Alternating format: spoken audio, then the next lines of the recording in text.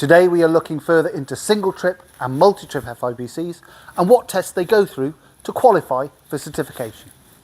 Before an FIBC can be labelled as an ISO certified FIBC, it should meet the prescribed tests mentioned in the ISO 21898 standard, where the testing should also be performed by an ISO 17025 accredited testing laboratory.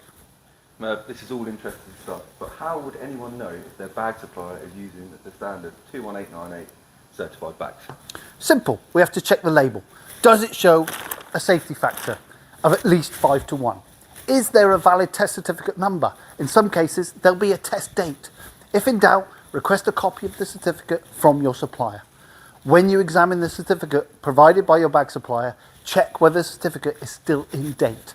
They must be renewed every 3 years to take into account evolutionary changes in materials and techniques such as recycled polypropylene and woven PP materials.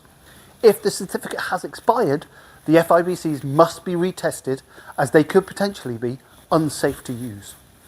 What are the testing regimes, man? Tests, yes. The tests consist of stacking and compression test and a cyclic top lift test. Only if all tests results are positive does the FIBC obtain a unique ISO 21898 certificate using the type and class of FIBC. Required tests for a safety factor of 5 to 1. This is our single-use big bag. Cyclic lifting tests 30 press and release cycles of 2 times the safe working load and a final cycle lifting test of 5 times the safe working load. Then a compression test of 6 hours at 4 times the safe working load. This test determines how many layers of the bag can be stacked. This compression shall not be taken as the allowable stacking load in service. Other factors need to be taken into account, such as the contents of the bag, the dimensions, design, stacking method, etc.